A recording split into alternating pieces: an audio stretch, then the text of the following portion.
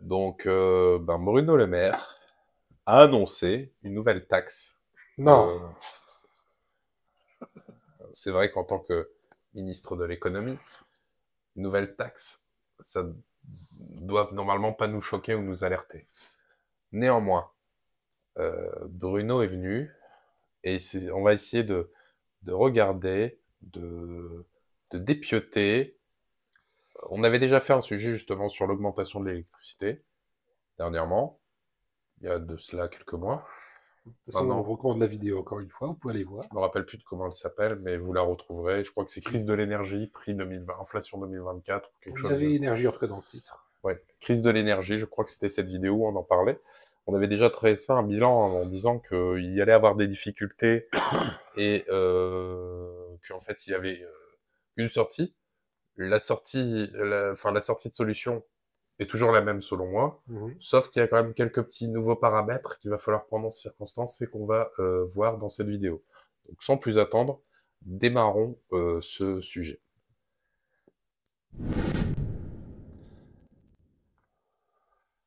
Donc, comme dit précédemment, Bruno Le Maire est venu sur TF1 il y a quelques jours pour venir nous annoncer que il allait augmenter l'électricité. Au départ, il savait pas si c'était 10 ou 20%. Voilà, c'était une taxe, mais une taxe aléatoire. Et il est venu en nous disant, je suis fier, j'ai du courage de venir annoncer ça aux Français. Toujours, il a sorti ça sur TF1. Il n'est pas dans cette partie-là, mais on va Euh, reprendre cette partie-là et on va voir, on va revenir déjà sur les faits. Alors, la facture d'électricité sur les tarifs heure pleine, heure creuse va augmenter de 9,8% au 1er février. Sur les tarifs de base, 8,6%. C'est-à-dire que pour 97% des ménages français, l'augmentation sera 10%, comme je m'y étais engagé. Très concrètement, parce que votre reportage était très bien fait, ça veut dire que pour un ménage qui ne se chauffe pas à l'électricité, ce sera 5 euros en moyenne par mois.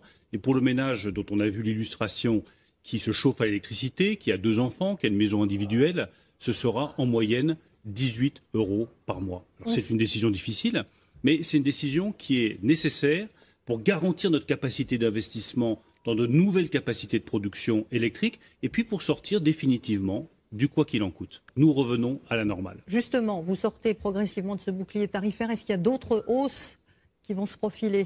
Non, c'est progressif. Je fais très attention et nous avons voulu faire très C'est pas attention. la dernière. Mais c'est la dernière hausse de cette taxe sur l'année 2024. La prochaine sera au 1er février 2025. Nous reviendrons à la situation qui était celle avant le bouclier tarifaire. Nous faisons les choses progressivement. Et je le rappelle, nous avons pris en charge la moitié de la facture des ménages pendant la crise énergétique. Aucun autre État européen ne l'a fait. Nous avons beaucoup protégé. Nous revenons à la normale. Il faut aussi protéger nos finances publiques parce que si demain il y a à nouveau une pandémie ou une autre crise, on sera bien content de pouvoir protéger les Français, les salariés, les entreprises. Justement. Voilà. Donc, il y a plusieurs choses qu'il faut déjà relever. Un, c'est faux. Il n'a pas pris en charge l'ensemble des factures d'électricité des Français. Il a pris que 36% des factures. Ah, Donc il disait déjà, 50%, c'est 38%. voilà. D'accord.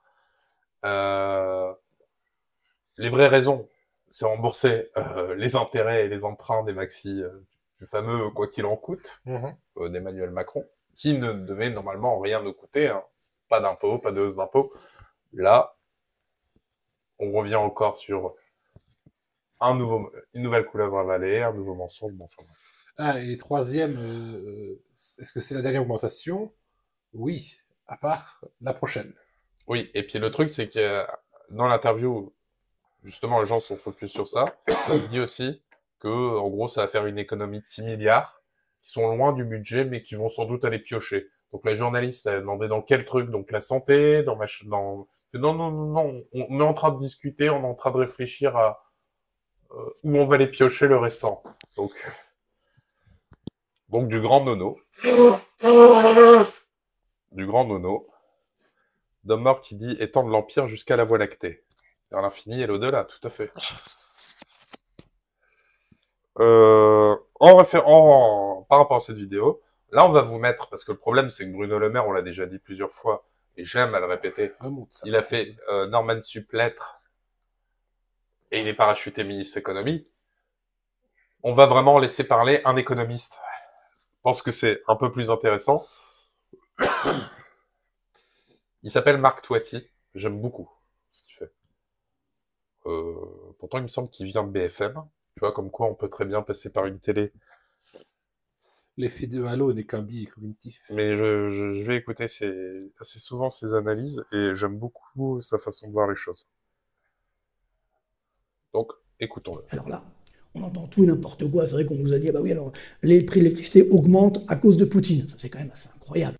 Ça, il le dit aussi, oui. Il dit c'est à cause de Poutine. Alors c'est vrai que bon, bah, la guerre en Ukraine n'a pas arrangé les choses, mais regardez bien. Là, vous avez le graphique de l'INSEE sur les prix à la consommation de l'électricité, c'est-à-dire les prix que vous et moi nous payons en tant que consommateurs. Donc voilà, effectivement, de janvier 2000 à mai 2019, on a eu une hausse de 48,7%. Bon, à la rigueur, ça peut se comprendre sur quasiment 20 ans, c'est un peu logique. Mais regardez bien, à partir de mai 2019, donc là, il n'y a pas de guerre en Ukraine, il n'y a même pas de corona, les prix de l'électricité commencent à flamber. Et donc, de mai 2019 à fin 2023, on a 47% d'augmentation, malgré le fameux bouclier tarifaire, évidemment, hein, qui a soi-disant mais qui n'a pas apporté grand-chose. Regardez bien, juste de janvier à octobre 2023, plus 23,3%. Et ça, c'est avant l'augmentation que nous allons avoir au mois de février, décidée par le gouvernement. Donc là aussi, on a du mal à comprendre.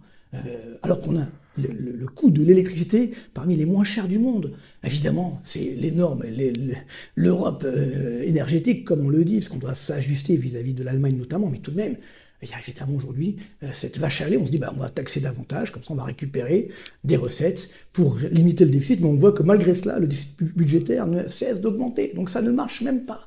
Donc c'est ça qui est particulièrement difficile. Et alors, si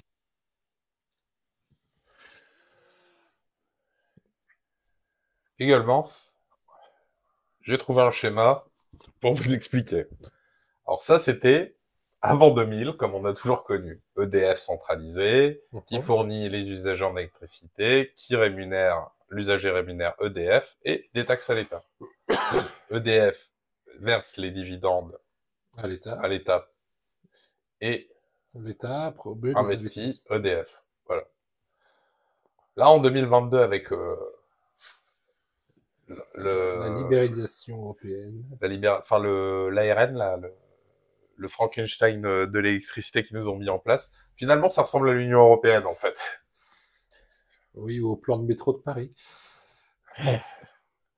Donc, comme on peut voir, on a sous-coupé les choses, on te vend avec les fournisseurs, enfin, les actionnaires, en fait, c'est la part d'investissement. Voilà, en fait, l'État donne que des subventions, mais c'est les actionnaires qui récupèrent les dividendes. Ici, il y a un petit créneau qui va jusqu'à l'État quand même. En rouge, tu as les dividendes. Ouais, d'EDF qui est léger. Petite bifurcation à gauche. Mais en gros, l'État se retire même une part de bénéfice avec l'électricité, donc je vois pas l'intérêt en fait, l'ARN en fait. D'abord, je veux savoir comment arrive l'énergie jusqu'à nous, les usagers. Donc, ça part d'EDF. Ça arrive aux 40 fournisseurs alternatifs. Parce que justement, il faut une concurrence libre et non faussée. Voilà, c'est le principe de l'ARN. Ça passe par la RTE. Et ça passe ensuite par Enedis. Voilà. Et ensuite, ce qui reste arrive jusqu'à l'usager. Exactement. Et si l'usager fait un petit peu de photovoltaïque, il renvoie ça à l'EDF. C'est gentil. Maintenant, un instant. L'achat. Donc, les usagers en euros achètent à EDF, mais achètent aussi à RTE et achètent aussi à Enedis. Enedis qui... Non, lui, il reçoit... Non, c'est l'argent. Là, c'est pas de la distribution. Le l'argent. bleu, c'est de l'argent. Oui, c'est l'argent. L'argent... Là, je comprends pas. Enedis reçoit ou envoie de l'argent aux fournisseurs alternatifs? Les deux. Enedis, c'est celui qui gère les contrats. C'est D'accord. L'usager, quand il va taper des contrats, c'est avec Enedis. Et Ou les fournisseurs alternatifs. C'est soit le privé ou Enedis. EDF s'occupe maintenant que de faire la production électrique, rien de plus. Ben oui, Là où avant, elle comme- faisait les contrats, elle s'occupait de tout. Enedis, c'est la branche contrat, en fait, d'EDF. Ah, elle a été arrachée d'EDF. Voilà. Ah oui, je me souviens. Les fournisseurs alternatifs reçoivent de l'énergie d'EDF et lui payent en dessous du prix du marché. Exactement. Et ensuite, cette énergie qu'ils reçoivent par ce canal-là, ils la revendent à RTE. Voilà. Et là, ils spéculent sur eux-mêmes. J'en un petit truc.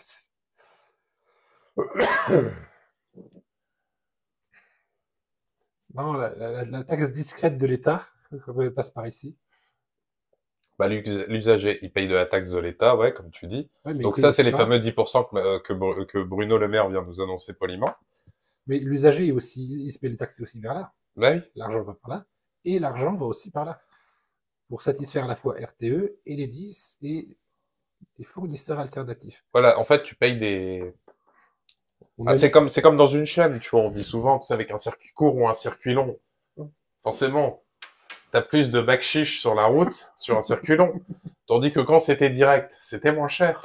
Ouais, Il y avait moins de backchiche à payer. Ah, ça tient dans ça, hein. Non, ça tient pas du tout, ça va s'effondrer. Regarde. T'as 40 fournisseurs alternatifs qui, on sait pas ce qu'ils font là, ils produisent pas, ils revendent. Non, ils produisent pas, ils font qu'acheter des bouts de papier. Pour éviter que EDF n'ait un monopole, on a créé 40 fournisseurs C'est alternatifs ça. qui ont le monopole sur EDF. C'est ça. Et c'est pour ça que t'as maintenant des trucs, des fournisseurs du style Leclerc Énergie. Tu vois? Oui, sous les caisses, maintenant, il y aura des petits vélos et chaque employé devra faire ses 8 volts par jour. Je serais peut-être président de la France, c'est ce que je ferais, en fait. Pourquoi on s'ennuie à mettre des panneaux photovoltaïques? Tous ces boulots de bureau, on les fout sur des vélos et on les force à pédaler en faisant leurs tâches. T'imagines à l'hémicycle, je proteste honteusement. Vous pouvez On va y voter. arriver. Mon idée va être reprise. Tu vois. Bien, vous voyez, ce schéma est beaucoup plus clair. Je comprends totalement le fait qu'on n'y comprenne pas grand-chose. Vagabonde qui dit rien qu'à voir le schéma en 2022, j'ai fait une crise d'épilepsie XD. Ben, comme disait Adam, hein, le plan de métro de Paris, D'avant les JO. d'avant les JO, parce que après il y aura d'autres actionnaires hein, et d'autres fournisseurs alternatifs. Ce schéma usine à gaz est plus ou moins égal aussi à l'usine d'électricité. Ouais, j'aime bien. Donc, reprenons plus sérieusement. On avait vu à l'époque où l'Espagne venait tout simplement de sortir du système de l'ARN. Oui. Bon, maintenant on a quand même, entre-temps, plus de temps qui permettent du coup de voir. Effectivement, l'Espagne, depuis qu'ils sont sortis. Donc là, c'est l'évolution des prix de l'électricité en Europe pour les particuliers en euros par kilowattheure. Mhm. Tu vois que c'est l'Espagne depuis qu'elle est sortie de l'ARN. Laisse-la couler douce. Elle est sur le vrai prix du marché. Parce que ce qu'on te dit pas, c'est que l'électricité a fait x48, sauf qu'on est sur un niveau où on n'a jamais produit l'électricité aussi faiblement. Le coût de l'énergie, Le coût de production de le l'énergie. coût de production de l'énergie n'a jamais été aussi faible. Mhm. Là où les prix sont énormes, c'est sur les frais de distribution. Donc les fameux, reportez-vous schéma de 2022. Voilà, j'ai juste envie de vous dire ça. Reportez-vous schéma de 2022. Voilà, le coût de l'énergie dépend de tous ces facteurs.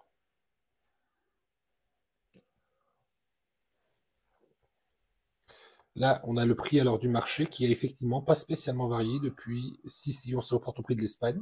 Ouais.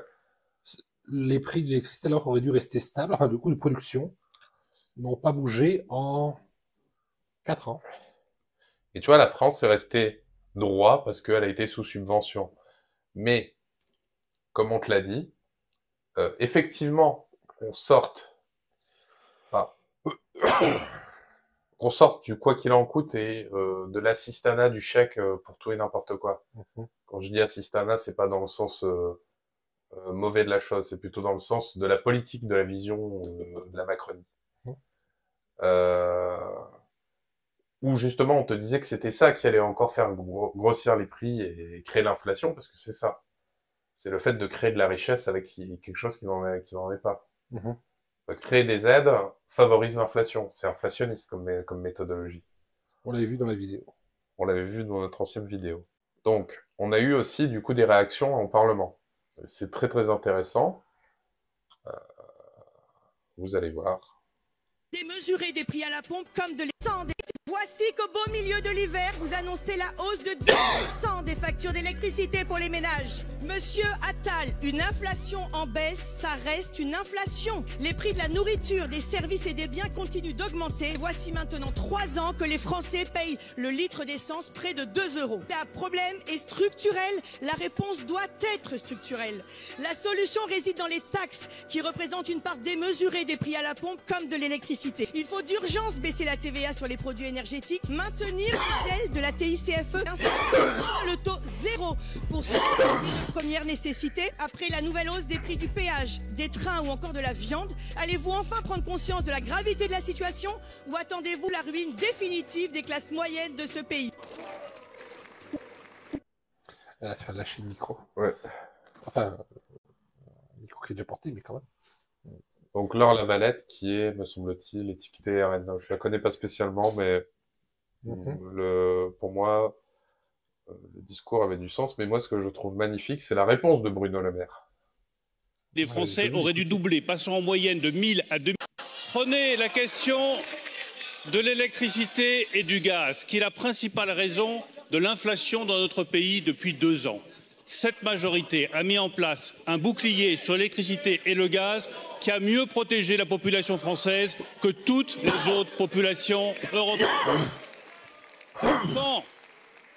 Quand l'électricité a flambé et que la facture d'électricité des Français aurait dû doubler, passant en moyenne de 1000 à 2000 €, nous avons pris en charge la moitié de cette facture, 1000 €. Vous, Madame Lavalette et votre groupe, vous proposiez la baisse de la TVA à 5%, ce qui aurait représenté 300 € d'économie. Nous avons fait 3 fois mieux que vous sur le pouvoir d'achat. Je veux revenir sur ça. Oui. Je m'en doutais. Bon, sur 36%, c'est pas 3 fois mieux, c'est 2 fois mieux. Imaginons. Mais la question, c'est que le prix de l'électricité augmente, donc forcément les recettes de l'État augmentent aussi. Mécaniquement. Donc c'est normal qu'on réajuste la TVA. Mais avec ce déficit de l'État, tu peux augmenter ce que tu veux mécaniquement. Ouais, je sais bien, mais... Il n'a pas d'argent magique. Bon, on va le laisser terminer, puis on va voir où on pourrait peut-être trouver l'argent qui manque.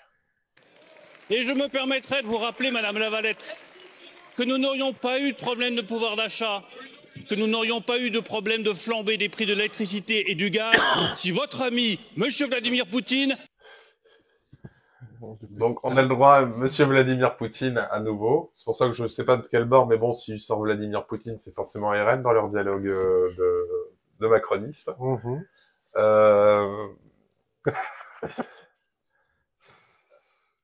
Par contre, ce qui est pas mal, c'est qu'on revient à la vidéo de Marc Toiti tout précédemment, qui t'explique que la flambée de l'électricité, elle est plutôt liée à l'ARN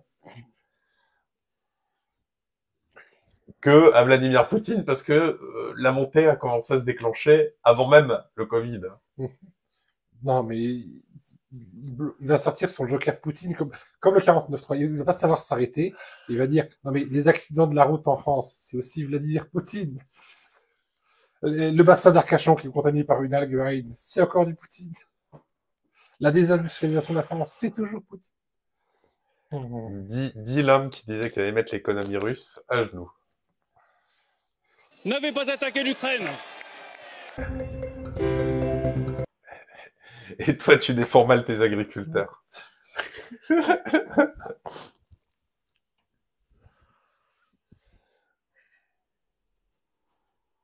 Donc, on va voir où on peut trouver le restant. Attention, parce que depuis tout à l'heure, vous nous avez parlé plusieurs fois du coût des journées de rétention en disant qu'il était absolument faramineux, mais vous ne nous avez pas donné le chiffre, donc j'aimerais que vous nous le donniez. Mais cela dit, le coût de la rétention administrative, je vous invite à vous rapporter un rapport de la Cour des comptes, celui qui m'a fait sursauter, 690 € jour. Alors, ça pose quand même un énorme problème. On en revient donc à l'assignation de résidence. Ah bah voyons, ça pose un problème, 690 € par jour. Attends, on va monter un peu. Attends, 680 par jour, 690. évidemment. Par clandestin, c'est Par ça? clandestin, ouais. Résidence au bracelet électronique, parce que là, ça va pas du tout. Et comme on était avec André Ferraille, on est tombé sur ce chiffre en épluchant des rapports. On s'est dit, mais enfin, c'est pas possible.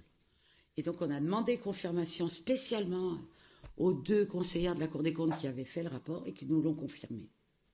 Donc voilà, je vous laisse. Vous êtes la représentation nationale. Je ne sais pas quoi faire de ce chiffre parce que je sais bien qu'il est à double tranchant. C'est la première fois que je donne ce chiffre. J'espère que vous en ferez bon usage. Je ne sais pas quoi. Je ne comprends pas comment ça peut coûter si cher. Oui. Oui. C'est un chiffre de la Cour des comptes dont on a demandé confirmation. Et ils veulent augmenter les flux de combien? 1 million. Ça ferait juste un peu plus d'un demi-milliard par an, c'est ça? Ouais. D'accord. Plus les coûts Enfin voilà, tu vois. Je vais gueuler, je regarde tout de suite. Bon. Oui, mais on a nos priorités. Voilà, on a nos priorités. On revient aussi sur quelque chose qui avait été dit en 2022 par Marine Le Pen.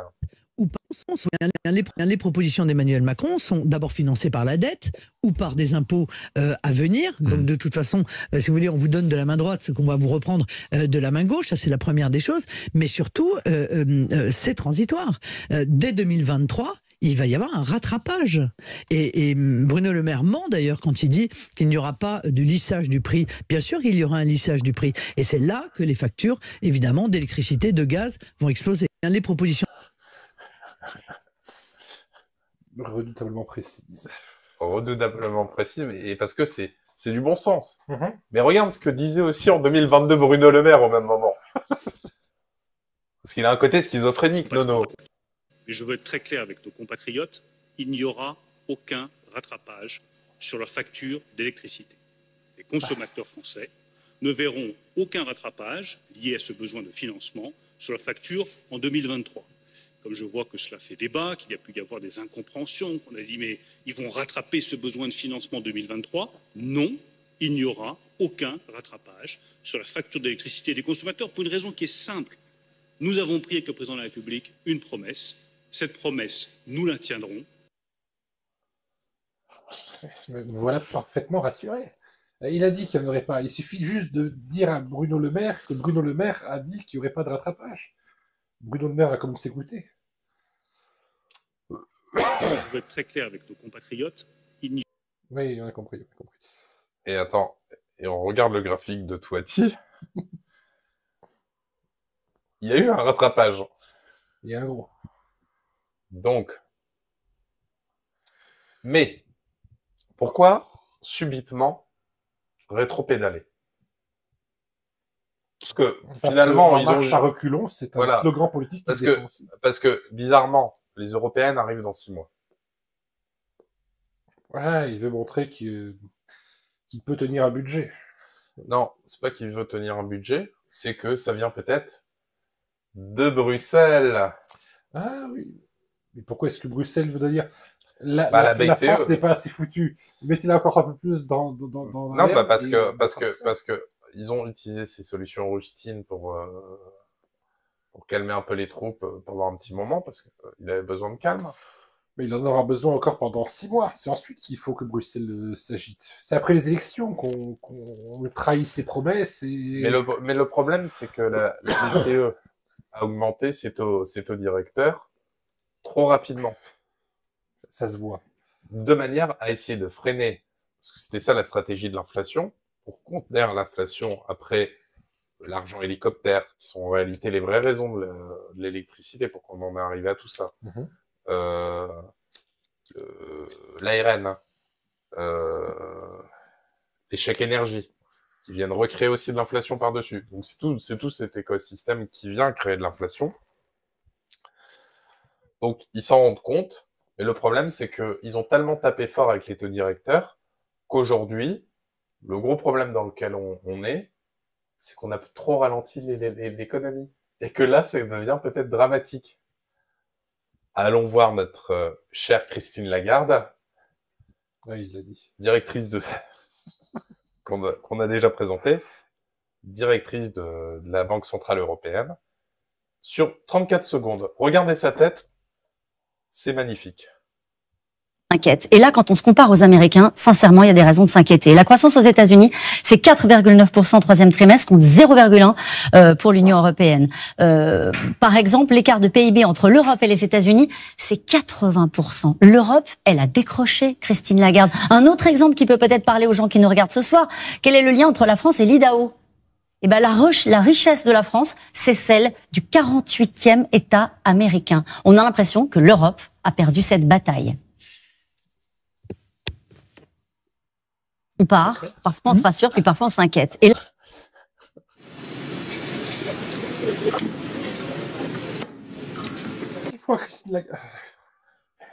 Non, pas Christine. Rendez-nous Christine. Bon, enfin bref. À mon époque, on criait pouce à ce moment-là dans la récré. Et on disait ça suffit, ça fait mal. Donc, finalement, le crabe, c'était peut-être l'Union européenne. Démembré, patte par patte. Pince par pince. Mais cette réaction, elle est propre. C'est que là, le problème, c'est qu'il faut augmenter la production. Le problème, c'est qu'il faut continuer à freiner l'inflation pour vite désengorger les taux directeurs, parce que là, ça va commencer à devenir, ça va devenir dramatique pour l'Europe. La vraie volonté, c'est ça. Donc, en fait, le fait qu'il arrête, moi personnellement, je l'avais dit déjà à l'époque, et je m'en tiens encore aujourd'hui, c'est une bonne chose qu'il arrête. C'est les raisons et l'escrologie qui est encore mis en place ici, qui me dérangent. On te refait un petit coup de Poutine, un petit coup par là. Les vraies raisons, elles sont purement économiques. Une économie que l'on pourrait modifier. Et le problème, c'est qu'ils vont pas le résorber. Parce que le problème, c'est qu'il y a la vraie solution, c'est qu'il faut aussi qu'ils arrêtent l'ARN, en fait. Ils n'ont pas le choix, en fait. C'est tellement un fiasco, ce truc. Il faut rappeler, il disait tout à l'heure, la démographie, les enfants, c'est le carburant.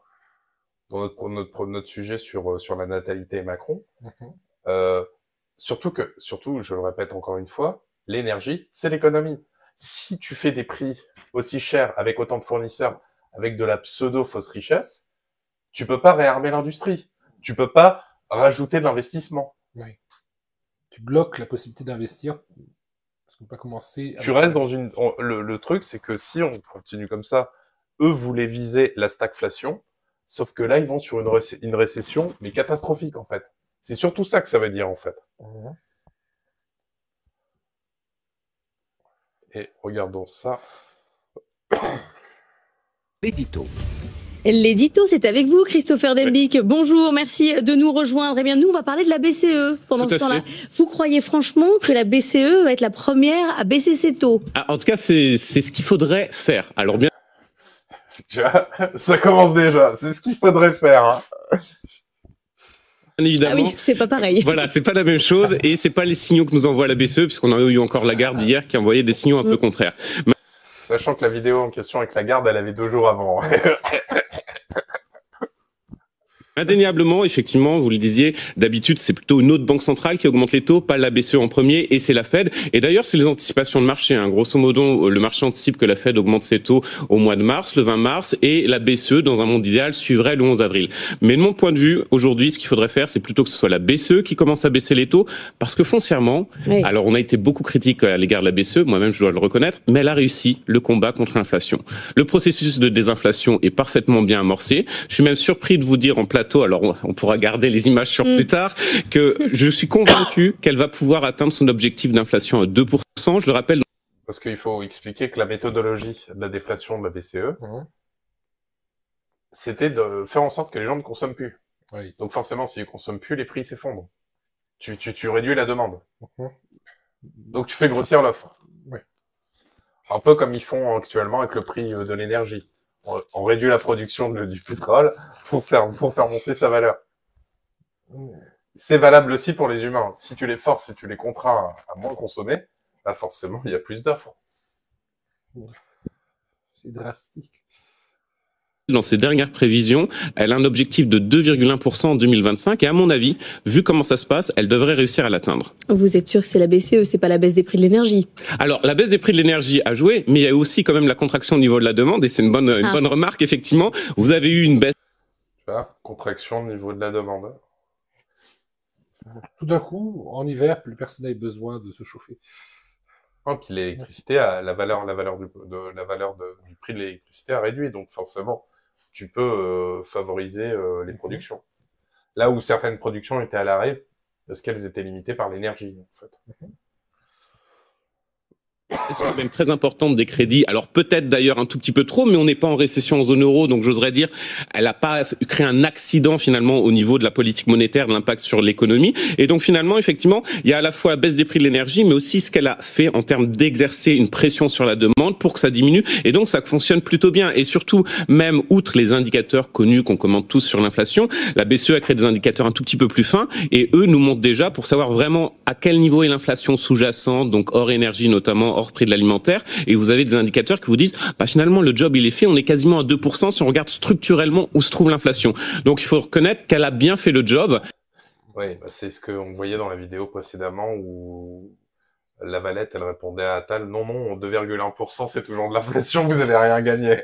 Tu vois, c'est ça, il faut être modéré. Si on change de façon de calculer, on peut faire ça, avoir l'objectif. On n'est plus au fameux 6%, c'est plutôt 20%, mais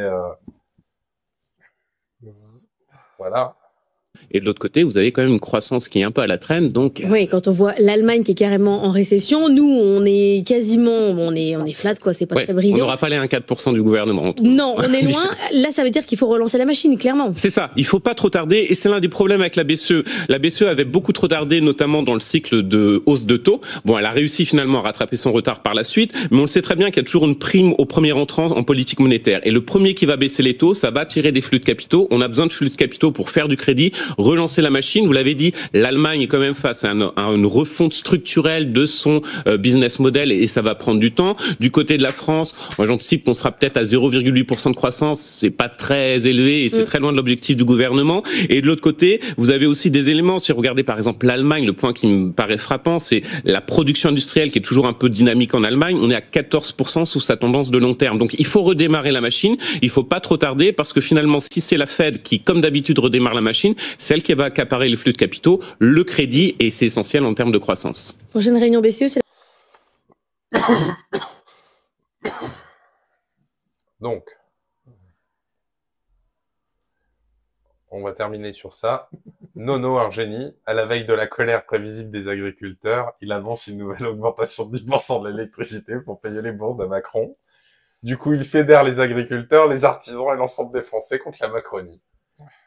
Là, il se prépare, il va te faire un chèque. Parce que c'est normal, c'est le ministre de l'économie, Nono. Non, là, il cache son porte-monnaie bidon. Vous n'aurez pas mes économies en dollars. Il a peut-être un livre sur le ronflement brun à aller écrire le tome 2. Il cherche son stylo pour signer des autographes. C'est lui qui va être aimé de tellement de personnes. Lui qui se voit déjà président.